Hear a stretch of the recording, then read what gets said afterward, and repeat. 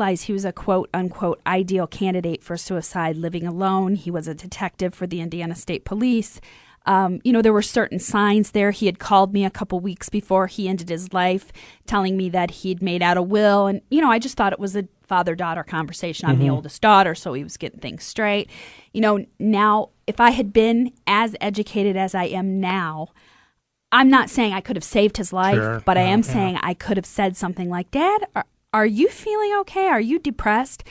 And maybe the suicide still would have happened, but at least I would have known that I would have asked that question. But I was so uneducated at the time that I did not know where those little subtle hints he was giving me was headed. Tammy, you bring up a good point. We talk about how people can reach out if they're having feelings to harm themselves. But now if you're a parent or an uncle or a friend or a cousin and you think that there might be something going on with a relative or a friend, a loved one, you're not sure, and you really don't want to approach them and say, hey, are you contemplating suicide? That's so awkward. But you would like to learn more about some of the telltale signs that you just mentioned about your father. Now, is there many programs that also offer that? So you could call up and say, hey, I need to know if I'm looking at what I think I'm looking at. You can look up the signs on our website. Anyone can reach me. You give us that one more time, too. www.afsp.org, American Foundation Suicide Prevention.org. All the signs are listed there.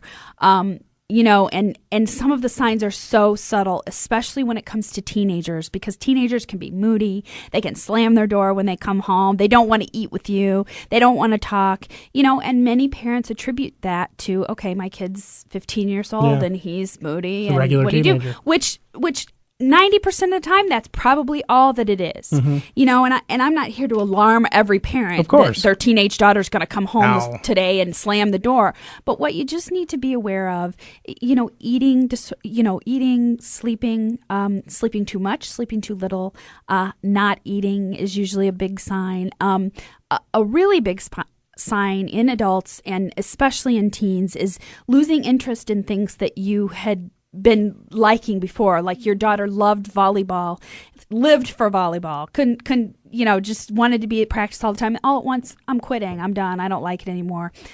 Sometimes they start giving away possessions, treasured possessions to their siblings or to friends. Here's my letter jacket, I don't really need this anymore. And outright signs like saying, you know what, maybe I should just go shoot myself. My dad said that to a coworker just days before and laughed it off. The coworker laughed. It's and then a few days later, it's exactly what he did. Wow. Yeah.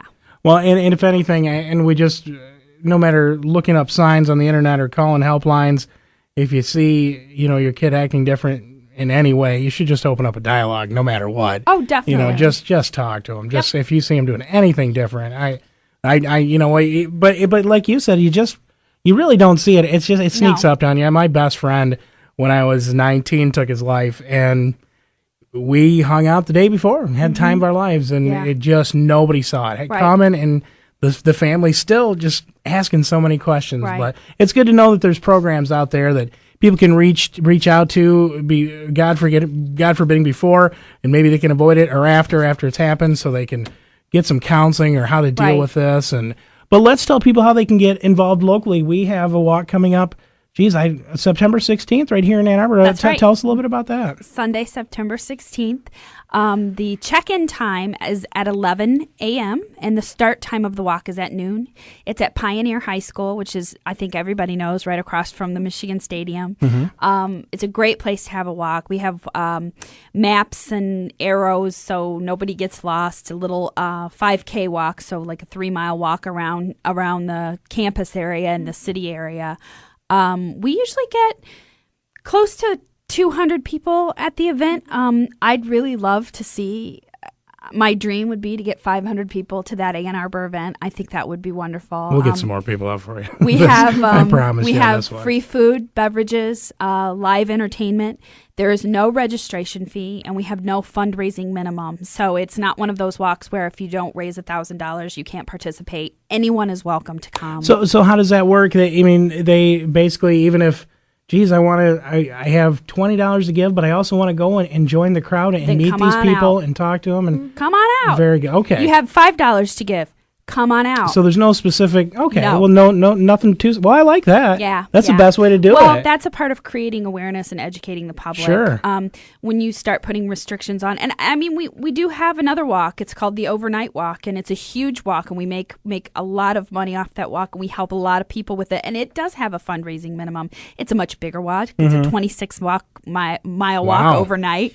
But the community walks are for the community. And what we want to show you is if you're coming out to our walks and you're giving to this organization, we're going to take that money and we're going to put it back into your community and we're going to help you. So the state of Michigan, since we have 6 walks across the country, we can do nearly, the possibilities are endless depending on how much fundraising we get of what kind of programs we can get out there. We're working on a teen suicide prevention program now. We already have a college suicide prevention program that's been running in several universities across the state. We have a survivor outreach program, which basically is where we pair a seasoned survivor, such as myself. I've lost a parent. I'm 6 years past my loss, with a newly bereaved survivor. So someone recently who's lost one, they can request a visit. And those have been very successful because immediately after a suicide, you're in so much shock. You feel alone. You think, I thought, I can't believe my dad did this. Everyone's going to think I'm nuts. Everybody's going to think he's nuts. It would have really been helpful to have somebody walk in my house and say, this happened to me.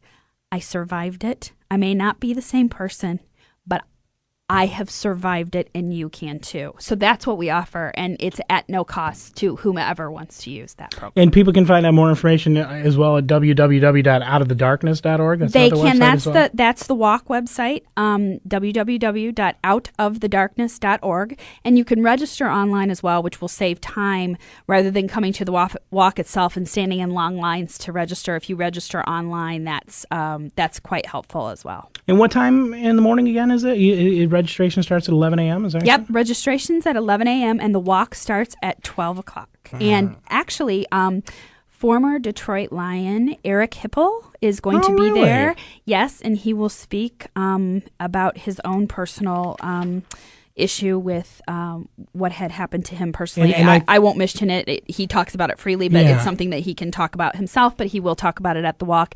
And if you haven't met him, he's one of the nicest people I've ever met, and he talks very freely and openly about this subject, and we are really, really happy to have him on our side. Well, I think that's out of everything that's being done, the most important thing is people talking about it, because as we said right at the top of the interview, quite often this is a skeleton in the family closet. Yeah. This is taboo. I've had a good friend, a cousin, and David passed, but we never say, never talked about how David passed or how he dealt with it or how he could have dealt with it. Did we see it was coming? It's just, well, David's gone now. That's it. Yeah. And and his parents were much older, so that was the way they did deal with it. They were in their 60s when he committed suicide. So the way they dealt with it was, David's gone. That's it. So you're not going to get any more. But I think when you get dialogues opened up and people talking about it, then people that are contemplating it go, I'm not crazy. This is something we can talk about. Well, I just say for years we haven't talked about it, and it hasn't worked. No, so I think we start talking about it now, and I think we can start saving some lives. Very good point. Well, Tammy, Mariana, thank you so much for coming in and sharing your stories. It's not a fun story to talk about, but it's always it's a very important story to talk about, and I want to thank you for bringing those memories back up, and we're going to move forward, and we're going to take care of this piece at a time, right? Thank you very much. And don't forget, come out to the walks, www.outofthedarkness.org. Perfect. Thanks, Tammy. Thanks again, Mariana. Thank you.